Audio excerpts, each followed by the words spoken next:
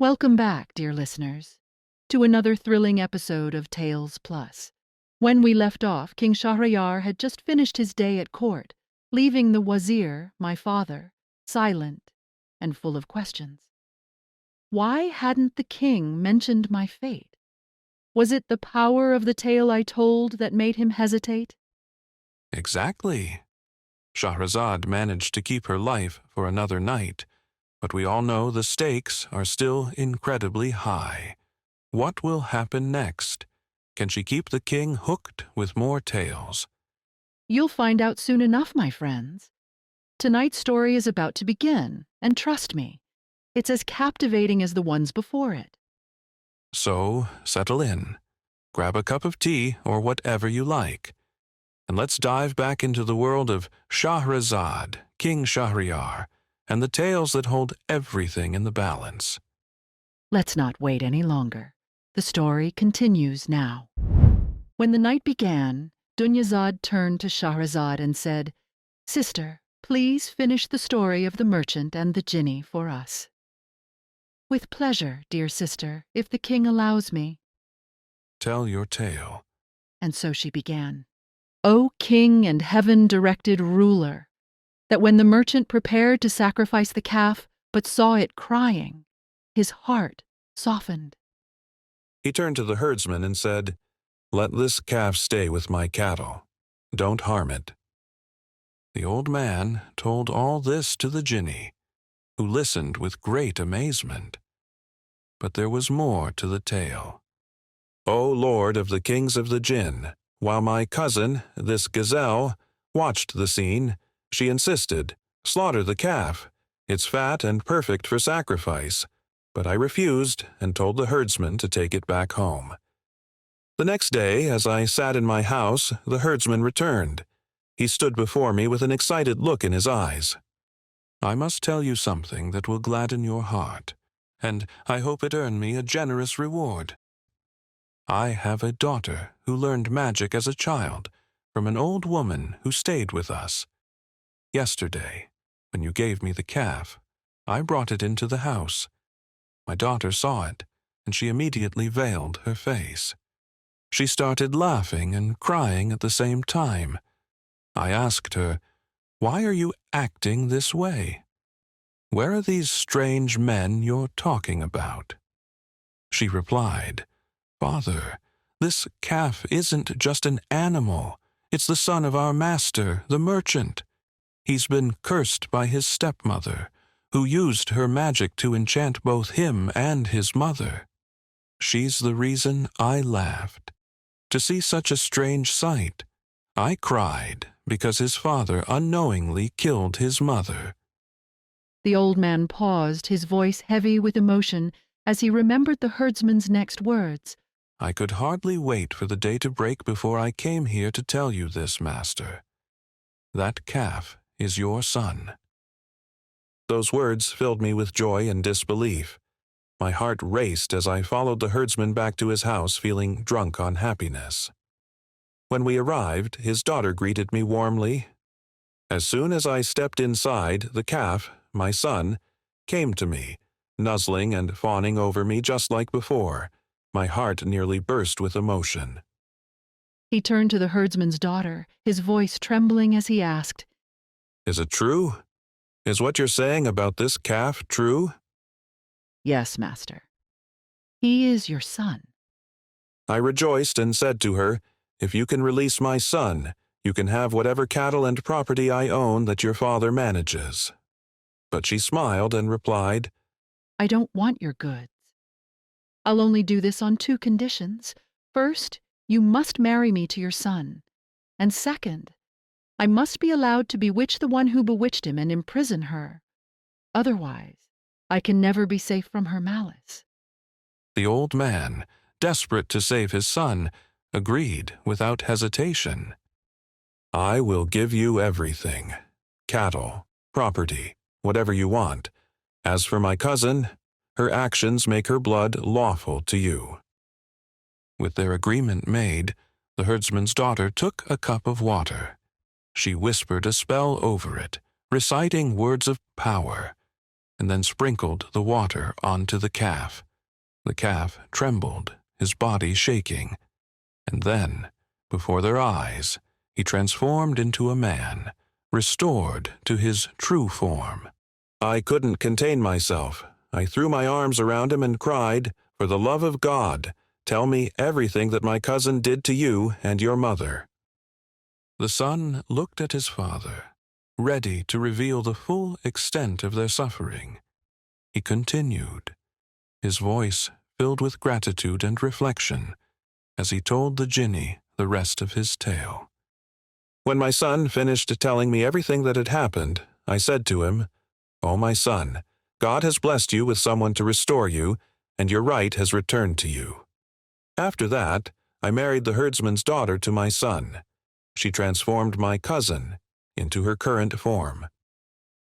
We lived together in peace for many years, until God called my son's wife to himself. After her passing, my son journeyed to the lands of India, to the city of this merchant who has done to you what has been done. As for me, I took my cousin, now a gazelle, and wandered from town to town, searching for any news of my son. Fate eventually brought me here, where I found the merchant sitting in tears. That, O Jinni, is my story. The Jinni listened intently, his fiery gaze flickering with thought. This story is indeed strange. Because of it, I grant you 1/3 of the merchant's blood. With that, the second man stepped forward, leading his 2 greyhounds. O Jinni, if I recount to you what happened to me because of my brothers, these 2 hounds here, and you find my story even more wondrous and marvelous than what you've just heard, will you grant me 1/3 of the merchant's blood as well? You have my word. If your tale is more marvelous and strange, I will grant you another 1/3 of his blood. The second man nodded, ready to begin his tale. So, what do you think, Rose? Can the second man save another part of the merchant? Or do you think the Jinni's going to claim some of our poor merchant's life this time? That's a great question, Sage. The Jinni seems intrigued by these stories, but will the second man's tale be strange enough to impress him? I guess we'll have to wait and see. True. If it's anything like the first story, we're in for another wild ride. Let's hear it, shall we? The second man stepped forward and began his tale, his voice steady, as he spoke to the Jinni. Know, O Lord of the kings of the Jinn, that these 2 dogs you see here are my brothers, and I am the 3rd. When our father passed away, he left us a fortune of 3,000 gold pieces. We divided it equally, each of us taking 1,000, and used it to open our own shops. For a while, everything went well. I was careful with my business, buying and selling wisely, and my 2 brothers did the same. But one day, my eldest brother decided to sell everything he had. He used the money to buy merchandise and joined a caravan heading to foreign lands. The man paused, his tone growing more emotional as he continued. He was gone for a whole year. Then, one day, as I sat in my shop, a beggar appeared before me asking for help. "May God open another door for you," I said to him, but the man wept and replied, "Have I changed so much that you don't recognize me?" I looked closely, and to my shock it was my eldest brother. I immediately rose to greet him and welcomed him warmly. I brought him to my shop and asked him about his situation, but he only said, "Don't ask. I've lost everything, and my life has fallen apart." So I took him to the bathhouse, gave him fresh clothes, and brought him home to stay with me. Later, I checked my business accounts. My hard work had earned me 1,000 dinars in profit, and my total wealth now amounted to 2,000 dinars. With that, I resolved to help my brother rebuild his life. He continued, his voice steady as he told the Jinni about his second brother's journey. After helping my elder brother, I shared my wealth with him and said, "Pretend you never left. It's as if you stayed home all along. Don't let bad luck weigh you down." He was overjoyed and used his share to open a shop. Things were peaceful for a while, until my second brother, that other dog you see here, decided he also wanted to travel. We tried to stop him, but he wouldn't listen. He sold off his goods, bought supplies for his journey, and left with a group of travelers. But just like my elder brother, he returned a year later, broken and penniless. "My brother, you warned me, but this is my fate. I've lost everything. I don't even have a shirt on my back." I didn't blame him. I took him to the bathhouse, gave him fresh clothes, fed him, and welcomed him home. Then I said to him, "At the end of each year, I go through my shop accounts. Whatever profit I make, I'll split with you." That year, I made a profit of 2,000 dinars. I praised God for his blessings and gave my brother half of it. He used his share to open a shop, and for a time, we lived peacefully, each running our own business. But the man's brothers weren't content for long. Not long after, both of them started pressuring me to join them on a journey, but I refused and said, "Tell me, what good came from your travels that would make me want to go?" They kept pushing, but I stood firm. In the end, we each went back to our shops and got back to business as usual. The second man continued his story, explaining how his brothers eventually convinced him to travel.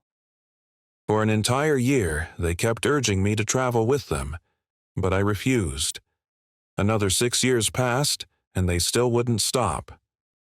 Finally, I gave in and said, "Fine, my brothers, I'll join you, but first, let me see how much money you have saved." He discovered that his brothers had nothing left. I found that they'd squandered all their wealth on fine food, drink, and other indulgences, but I didn't say a word to reproach them.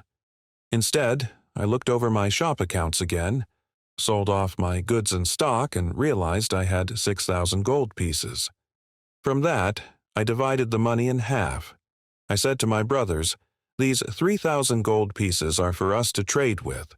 Let's bury the other 3,000 in case something goes wrong. That way, we'll each have 1,000 gold pieces to start over if we need to." The brothers agreed, and he gave each of them 1,000 gold pieces while keeping the same amount for himself. We gathered our goods, hired a ship, and set off on our journey. Day by day, we sailed for a full month until we reached a city. There, we sold our merchandise and made an incredible profit, 10 gold pieces for every one we had invested. As they prepared to continue their journey, the man encountered someone unusual on the shore. We found a young woman on the beach. She was dressed in worn and tattered clothes. When she saw me, she approached, kissed my hand, and said, "Master, do you have kindness and charity in your heart? If so, I promise I can repay you in full for your generosity." He looked at the maiden, wondering what fate had brought her to his path. I answered her, "Of course, I am a man of kindness and good works, even if you can offer me nothing in return." But then she said something that truly moved my heart. "Take me as your wife, my master. Bring me to your city. I have given myself to you, and in return, I promise to be worthy of your kindness and charity. Do not let my condition shame you." When I heard her words, my heart couldn't resist her. It was as if God himself had willed it. I took her in, clothed her, and prepared a comfortable place for her on the ship.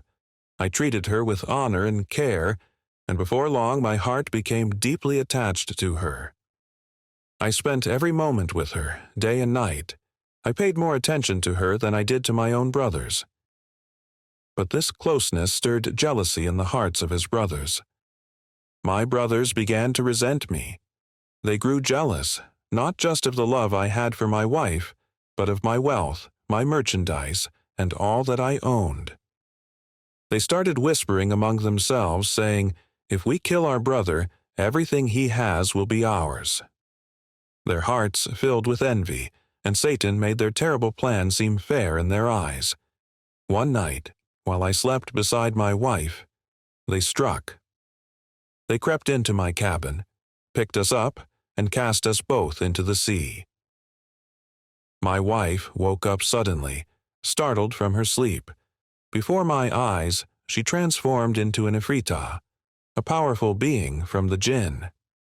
Without a word, she lifted me from the water and carried me through the night, placing me gently on an island. Then, she disappeared. The man explained how, at dawn, she returned to him with a story that left him in shock. Here I am, your faithful servant, who has repaid you for your kindness. By God's command, I saved you from drowning. Know this, I am a Jinni. When I first saw you, my heart fell in love with you. I disguised myself as you saw me, and you married me. Now I've saved you from death. But then, her tone shifted, anger flashing in her voice. However, I cannot forgive your brothers. I must slay them for what they've done to you. I was stunned by her words and thanked her for all she had done, but I said, "You must not harm my brothers." Then I told her the full story of our lives, from our father's death to their betrayal. She listened intently, but her anger did not subside. This night, I will fly as a bird to their ship, sink it, and kill them both. "By God, don't do this," I begged her. "The proverb says, 'You who do good to those who do evil, leave the evildoer to their evil deeds,' and besides, they are still my brothers." The man humbled himself before her, begging her to show mercy. Finally, she relented. She picked me up and flew me back home, setting me down gently on the terrace roof of my own house. I opened the doors, retrieved the wealth I had hidden underground, and returned to my life. I reopened my shop, bought new merchandise, and began trading again. One night, when I returned home, and to my surprise, I saw these two hounds tied up outside. When they saw me, they whined and fawned upon me. I didn't understand what was happening. But then my wife came to me and said, These two dogs are your brothers. I asked her, "Who has done this to them?"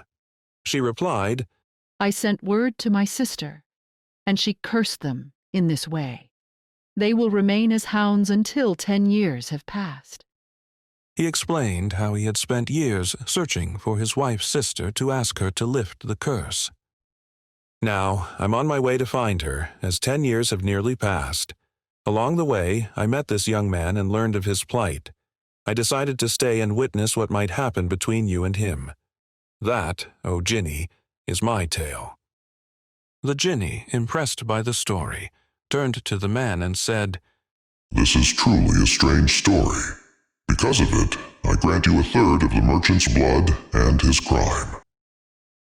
At that moment, the third man, the one with the mare mule, stepped forward and spoke. O Jinni, I can tell you a story even more wondrous than these two. If you agree to grant me the remainder of the merchant's blood and his offense, I will recount it for you. Wow, that story really impressed me. That merchant was so kind to his brothers, even after everything they did to him. Honestly, I don't think I could be like him. Forgiving someone who tried to kill me? I don't think I have it in me. What about you, Sage? Well, Rose, I'd like to think I'd be the bigger person, but forgiving someone who tossed me into the sea? That's a whole other level of kindness. Let's just say I'd probably need some serious convincing. Serious convincing? Like a magical Jinni saving your life and begging you not to hold a grudge? Exactly. Without a Jinni around, those brothers might be out of luck. But if you want to hear what the third man has to say, you'll have to wait for our next episode. Until then, be kind to each other, especially your family. Yeah, be kind to your family. And hey, if you enjoy these tales, share them with your family too. And don't forget to subscribe so you won't miss any new episodes.